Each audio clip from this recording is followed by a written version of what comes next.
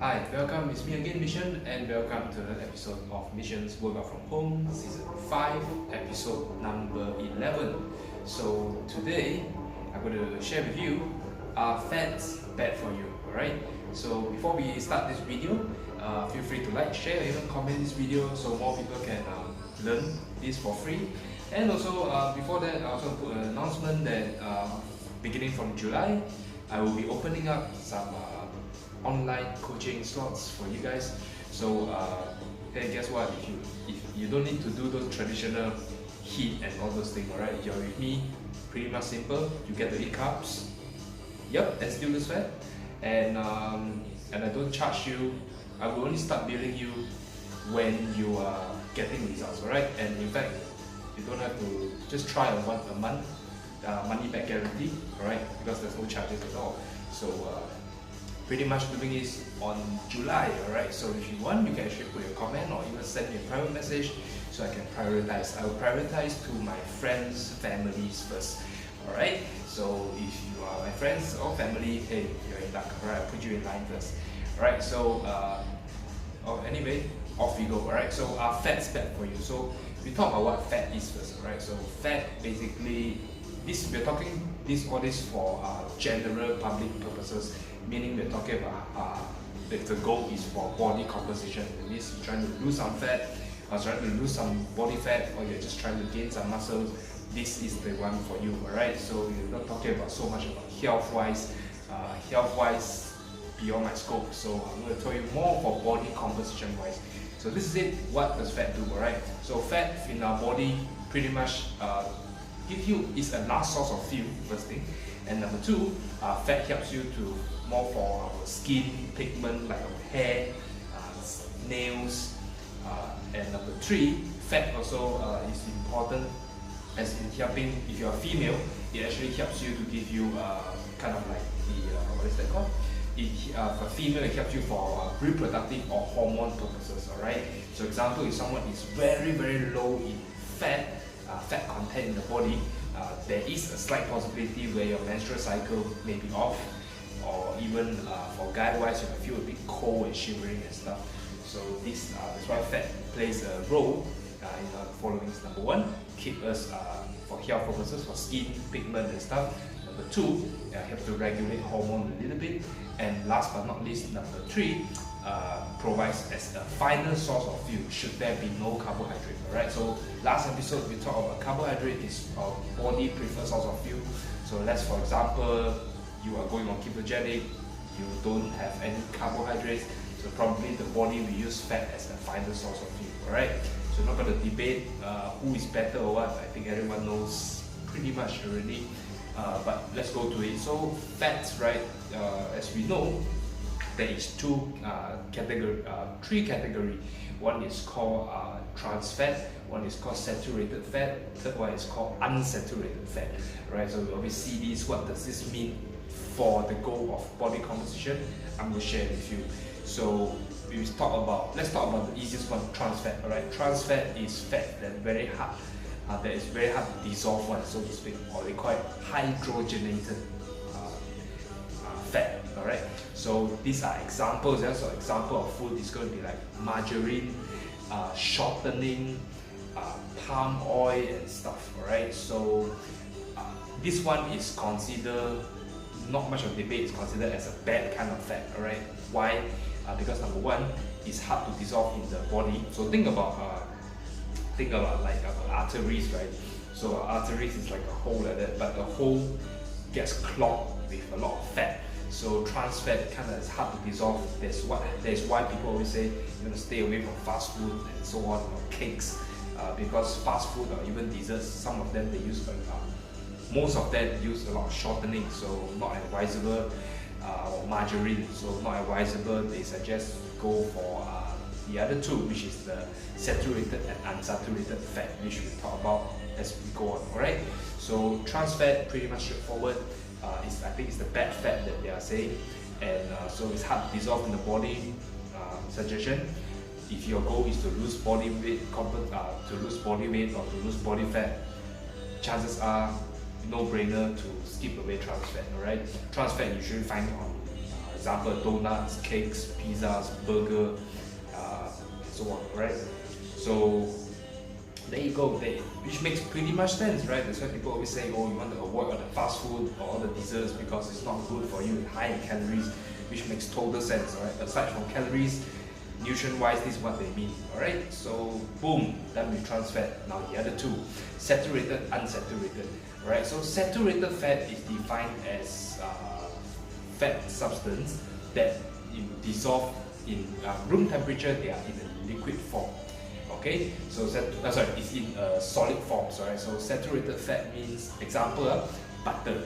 Right, so butter, you put it as a whole block like that, right? Or even egg yolk, meat, right? So these are example of saturated fat, right? Unsaturated fat is the other opposite, where if the room temperature it is liquid. So example, cooking oil, right? Sunflower oil, olive oil, vegetables oil, canola oil, right? So coconut oil, where do you draw the line? Probably I would say it's more on the unsaturated end because it's liquid, right? So that's what they mean, right? So is saturated or unsaturated good or bad? Turns out you need actually both, alright? Again, we're talking about the goal for body composition. Scientific wise, I'm not too very sure, but body composition wise, it's never a bad idea to have both a little bit, but both in moderation. So, example, right? Saturated fat, example, you can always get it from omega-3, omega-6. You hear all this thing, right? So, example, having some egg yolks, fish that's high in fat. So, example, salmon, what do you call this? Tilapia and so on. So example, these are high in fat, right? So those are actually fine, right? So it turns out, in fact, you look at who eat a lot. People who are not vegetarians, like mostly me and you, as we are eating, hey, you're still alive, I'm still talking to you, so it should be no problem. Then obviously, if you have your unsaturated fat via liquid, not an issue also, right? So you look at people, all the Italians cook pasta, they put olive oil on their pasta and their bread. No problem. In fact, they're some of the healthiest people in the world as well, right? So, point is, do you need to separate like a lot of what about the LDL or HDL, right? So if you hear this, it means that LDL stands for low density lipoprotein, and the HDL stands for high density lipoprotein, right? So HDL and LDL, the difference is, so LDL is usually characterized as, HDL is considered the one as the good one, the LDL is considered as the bad one. Okay, so pretty much that's about it, right? So if you've got more HDL and lesser LDL, you should be good to go. Alright, so of course you don't need to go and measure everything. Oh, is it going to be HDL, LDL, or what? You don't have to. Turns out, in fact, you need both of them, right? So meaning, whatever, to sum it up, this part of like what kind of fat should I take, trans fat is a no-go. If you see, let's say you look at the bottle of oil, it says trans fat, it has 5 grams of trans fat. You look at trans fat, got a number, it's a pass already. You want to skip that, right? Very straightforward.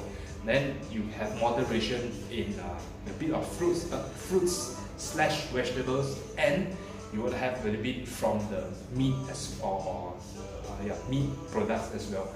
So example, moderation. So example, if you want to have avocado, hey, go ahead, right? You can't say avocado is bad, right? Like, come on, give me a break, right? So vice versa, you also have to have egg yolk, hey, go ahead, no problem, right? So it turns out people always have to debate all this. These are all minutiae. What you want is the big picture. So it turns out when calories are equated, whether you're taking saturated fat, unsaturated fat, pretty much not much of difference. The only difference is you want to avoid trans fat because, as we said, trans fat clogs into the sort of like clogs in the body. In fact, there's no health benefit by taking trans fat. Simply put it this way, right? So it's an easy pass on the trans fat, whereas your fat from other sources you can play around, right? Now, instead of talking about minutia, this one has a bit more of HDL, has a bit more LDL. Why don't you do the following? Focus on the big picture. For example, if your goal is to lose weight, you got to be on a calorie deficit, right? So what you want to do, instead of focusing on the sources of how much fat is this, you can start by doing these two big wins. Number one, pick the source of food. Number two, the cooking method. So I'll explain what it means. I will use, so we use meat, for example, easier for everyone, right? So example, if your goal is to be on a calorie deficit, you need to lose weight, you want to lose weight, you might want to swap for some options. So example, instead of going for, what is that called? Instead of going on chicken breast, I will go for chicken, I go for chicken thigh, I will go for chicken breast because chicken breast has lower in fat compared to chicken thigh. These are just examples, right? I'm not saying chicken thigh is better, I'm just giving some examples so you can reduce the fat content, alright? So fat, like I said, there's nothing wrong with having fat content. It's just that a lot of people take this one is more a bit on HDL, LDL. Those are important, but more important, focus on big picture. Number one, the source of the fat, alright? So like we said just now, can you go for leaner products? So example, right? If you walk through down to the supermarket, in fact I just did it today, right? For example, you look, there is like sausages, right? Meatloaf, you use meatloaf easier because the one I saw was meatloaf. So you go to meatloaf, sometimes you will see some has like 0 gram. I don't know how they did it, but they did it. And then you look at another one that is like high in fat, like 9 grams, or assuming both calories are the same, right? I will go for the one with lesser fat one, right? Reduced fat one, right? So if you buy oil, right, you will always see a lot of people say, oh, olive oil is better, sunflower oil is less superior, so on and so forth. They may be right, but what they are trying to get away is if your goal is for body composition, calories matters, and number two, when you pick the oil, right, you may go for those like reduced one already, right? Just like Coca-Cola example, you have reduced sugar, right? Or you have no sugar one. So oil is pretty much the same. You can find those, okay, maybe not 0 fat, but they have lesser fat one. Pick those if that is your goal to lose body weight. So focus on this big picture instead of saying, oh, product A has 2%, product B has 5%, or he has 0.3 mg, a bit more than the other one by 0.6 mg, a bit more. Irrelevant. So what you want to do, focus on bigger pictures, right? So that is how you go across when you choose your meat product, right? So also, like example, pick leaner meats, pick leaner option. That should do the trick. Then you don't have to worry too much if the fat clogging you or stuff, right? Then second one, we talk about the cooking method, right? I know this is a no-brainer, easier said than done. Do think about it. There's always ways you can go around, right? I use chicken example. When we use chicken, don't just think, oh, it's time for plain chicken and no fat. I'm not going to use any single drip of oil. I'm just going to boil, steam it or whatever. If you is sustainable for you, go ahead, be my guest. Even for me, someone who is in the fitness industry, I don't enjoy eating steamed plain chicken every single time. So suggestion, what you can do, number one, instead of saying no oil, use lesser oil, right? So example, if your goal is to be on the weight loss, you shouldn't be deep frying the stuff, right? So instead, why don't you think pan searing the meat, or even just some stir fry, or better yet, with today's technology, hey, this is my favorite, you can use air fryer, set it to 100, if you're using whole chicken, 120 degrees, try it for 15 minutes, right? 120 to 140, you can try that, see it works or not. And for whole chicken, sorry, I don't know about breast or about legs or stuff, right? I just remember the whole chicken. Try it once, work well. So you can use air fryer, use oven, bake, roasted. So the possibility are endless, right? So what you don't want to do is to, once you finish this video, take oil and brush around the chicken, then you can deep fry it, because fat doesn't matter much. That is not what I mean. What we mean is, you want to find a way to reduce calorie as much as you can.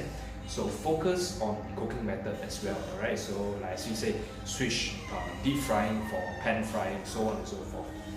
Okay, and of course using the choices also. So example, whatever is trans fat, just pass. Easy said, just long answer short, that's the thing. So you want to have a bit of some from fat sources from animals, some from plants. If you're vegetarian, nothing wrong with hey, you don't, of course, obviously you skip the meat part, but you might be lacking of some things the product, the animal product has that your vegetables product does not have. So example, omega-3, omega-6. So if you're vegetarian watching this video, suggestion for you, you might need to supplement omega-3, omega-6 via fish oil or fish tablets from your local distributor or pharmacy or whatever. So this at least helps you to reduce the gap. Okay, and that's about it. Alright, so fat, it turns out if you have moderation, doesn't matter much in terms of fat loss, right? Oh, and also when we talk about fat loss, right, calorie is king. Number two is your cooking method and also your sources, alright? So example, if I had to choose between margarine and choose between olive oil, I think choosing olive oil is a better choice for me and you, alright? So that's about it. So, one more thing, people always say, what about egg yolk, alright? So egg yolk bad for you? So turns out egg yolk has cholesterol, has fat. Basically every fat content has cholesterol, but let's put aside. So a lot of people, I find it hypocrite because people always say, I skip the egg yolk.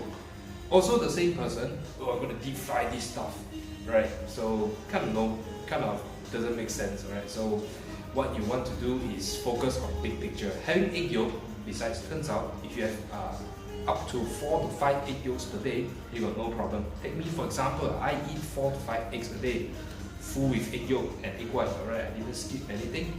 I just eat it every day. So far so good, no problem. And you look at bodybuilders, they're some of the healthiest people in the world, and they have egg yolks, like they have eggs more than what I consume. In fact, some of them even go up to 8 to 10 for larger size individual. Turns out they got no problem, no health issues.